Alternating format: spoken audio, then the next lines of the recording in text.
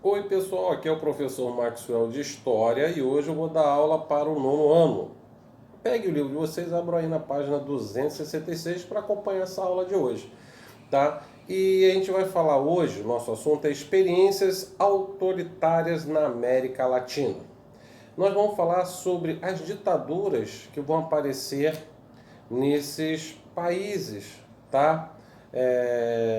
Como Argentina, Chile, Uruguai, Paraguai, Nicarágua, Cuba e até o finalzinho que eu vou dar para vocês aí depois do governo militar no Brasil, tá? Falando aqui de Argentina, a Argentina, ela depois do período populista de Perón, que vai sair do poder, ele volta em 1973, certo? Como presidente e vice dele, a Isabelita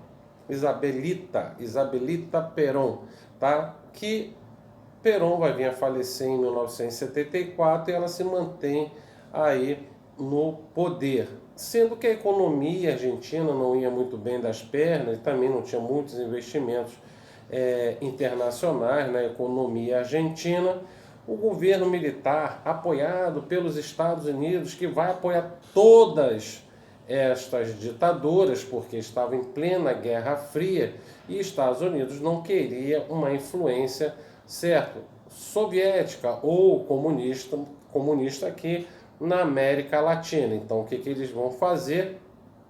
Vão apoiar o golpe em cima de Isabelita Perón.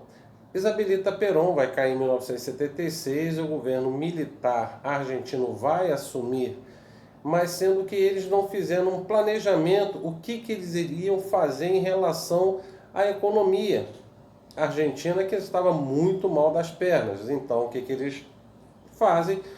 Tentam, de alguma forma, melhorar a economia, mas nada dá certo. Tanto é que muitos investidores vão sair da Argentina. Aí, o governo militar argentino, eles para tentarem melhorar isso aí, ou a visão deles em relação à população, que estava totalmente negativa em relação ao governo, então eles vão entrar na Guerra das Malvinas. Malvinas são pequenas ilhas, né, que fica próximo ali ao litoral argentino, que é da Inglaterra.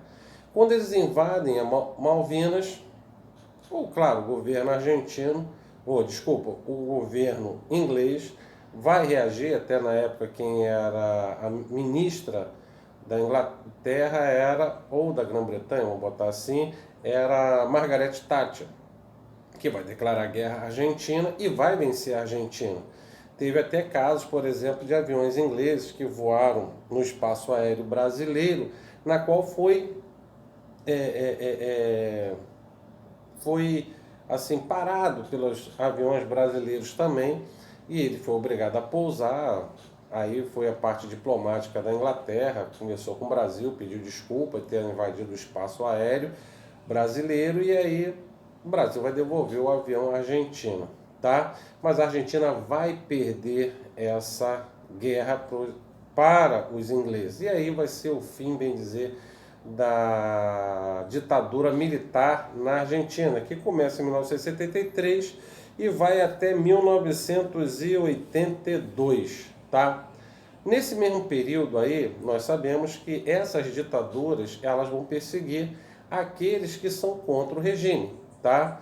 E aqueles que são contra os regimes militares, né, aqui na América, esses opositores vão ser caçados e mortos, torturados, vão desaparecer.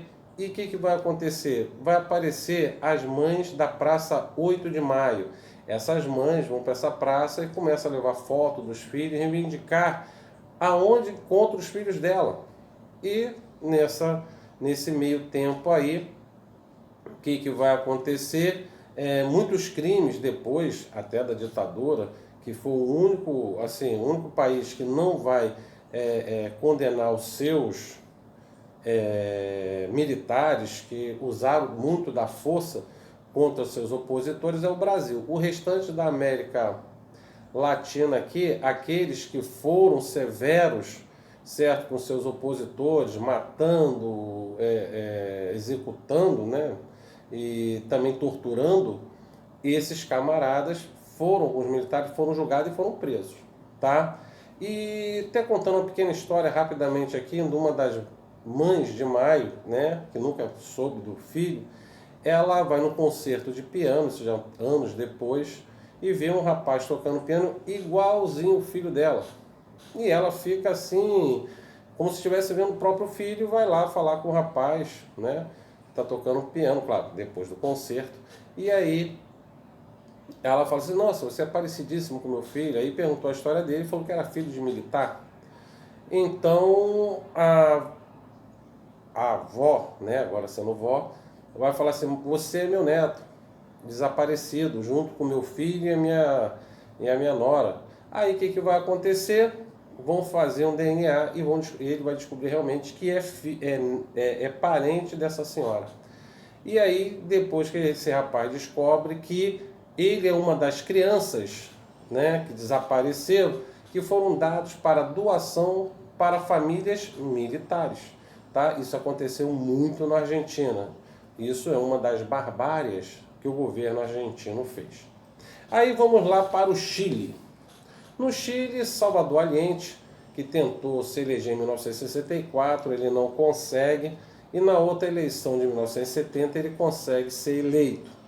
E quando ele se elege presidente do Chile, ele vai implantar um governo socialista, sendo que ele dizia que era um governo socialista democrático. Mas aí, certo, de novo, com o apoio dos Estados Unidos, certo, o ministro da guerra de Salvador Allende, que era o Augusto Pinochet, ele não vai gostar, vai ter apoio lá dos Estados Unidos financeiramente, já que a economia chilena estava andando muito mal das pernas, e isso também ele vai, por exemplo, estatizar alguns bancos, estatizar algumas empresas e fazer uma reforma agrária. Isso tudo quem é empresário, agropecuário, são contra isso. Então, Augusto Pinochet, ele vai cercar o palácio do governo e vai bombardear. E Allende está lá dentro do palácio e fala, daqui eu só saio morto. Só que aquela coisa, realmente ele saiu morto. Disseram que ele se suicidou. Muitos outros historiadores não concordam muito com isso. Acham que ele foi assassinado, tá? Mas sendo assassinado ou ele se suicidou, é que ele realmente morreu e saiu morto do palácio. Augusto Pinochet vai assumir o governo com mão de ferro, tanto é que é um dos países que vai ter mais tortura na América Latina, vai ser o Chile. Tanto é que também vai ter o projeto Condor, né, na qual todos os países aqui da América do Sul vão se ajudar, né, denunciando, entregando presos políticos que fogem do seu país e vai para o deles. Muita gente morreu nessa coisa toda, torturado, assassinado, entendeu? Então, esse país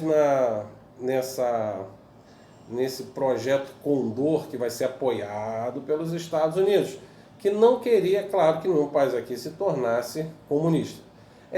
Pinochet ele ficou no governo dele, até a economia do Chile até teve um crescimento com o governo dele, mas, como eu falei, ele perseguiu muito seus opositores, tá?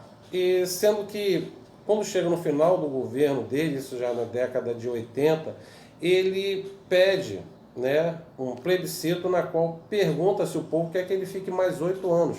O povo diz que não, tira ele do poder e ele chega a ser até ameaçado a ser preso. Se caso ele chegasse à Espanha, porque teve alguns cidadãos espanhóis que foram assassinados aqui no Chile, e ele vai ser acusado desses assassinatos, tá? Margaret Thatcher, na época, chegou até a falar que queria dar exílio para ele, isso era final da década de 80, então, realmente, ele acaba ficando doente e morre antes de ser preso, que ele começou a ser também julgado no Chile pelos crimes cometidos no seu país. Tá? Outro país também que vai acontecer vai ser no caso do Uruguai e Paraguai. Tá? O Uruguai era comandado ali pelo Partido Blanco, tá? E vai ter um golpe militar também, isso na meados de 1963, tá? É o partido, como eu estava falando, é o Partido Blanco que comanda. Mas em 1970, com apoio, né, dos Estados Unidos, vai ter um golpe militar e aí o presidente Jorge Pacheco, que do Partido Colorado, promove um golpe militar, tá? E vai assumir a política no Uruguai. Sendo que isso em 1970 e 1985, um plebiscito também solicitado ali pelo governo, perguntando se queria manter o governo militar ou não, ele vai cair. Como eu falei, como aconteceu nos outros países, também houve tortura, perseguição, certo? Assassinatos e muita gente morreu também no Uruguai, é claro, no Uruguai, que a gente está falando do Uruguai, tá? Sendo que esse vai aparecer lá uma guerrilha chamada Tupamaros. Essa é uma guerrilha que vai combater o governo militar no Uruguai. Ao final do governo militar vai se desfazer essa guerrilha, que já não há mais necessidade, certo? E vai se transformar em partido político e está aí lá até hoje no Uruguai. No Paraguai, certo? Onde foi feita assim, a maior, ficou mais no poder, foi o governo do Paraguai. Aqui no Brasil foi 21 anos, tá? Foi de 64 a 85. Já no Paraguai vai de 1954 até 1989, quando eles ficam no poder, tá? O presidente Frederico Chaves no poder, a exceção do general Alfredo Stroessner. Então, quer dizer, o Frederico Chaves cai do poder e o golpe é dado por esse general Alfredo Stroessner, tá? E em 1954 foram realizadas eleições onde o general Stroessner teve 99% dos votos. Mas o homem ganhou e ficou lá no poder, tá? Até na qual, como eu falei, mesma coisa vai acontecer no Paraguai, vai ter torturas, vai ter perseguições, tá? Uma das coisas que o governo militar vai fazer, por exemplo, é a usina hidrelétrica de Itaipu, na qual ele vai fazer, né, o governo do Paraguai com o Brasil e com a Argentina. Todos os governos militares ali vai ser a maior hidrelétrica do mundo. Hoje ela é considerada a terceira, tá? Que as outras duas maiores estão na China, tá? Em 1989 chegou o fim de 3 décadas, né? E então o general Rodrigues dá um golpe, certo? E faz uma redemocratização com eleições na qual ele até próprio é eleito, mas de forma na qual o povo que vai votar, tá bom? E assim termina aí esses governos ditatoriais. Aí a gente tem que falar um pouquinho agora do governo da Nicarágua e do governo cubano. Esses dois, na realidade, ficam na América Central.